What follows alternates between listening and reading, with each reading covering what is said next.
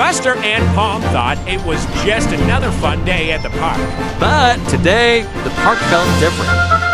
Then they heard it. A tiny giggle coming from behind the slide.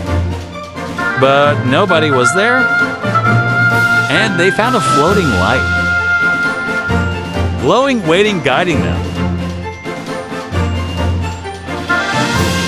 A red ball suddenly rolled toward them. Slow, steady. Like someone pushed it. They followed the ball. A merry-go-round spinning on its own. No wine, no kids, just a spinning. And then, a hidden door opened beneath the slide. Pitbull stepped forward. Pom followed. Their real adventure was just beginning.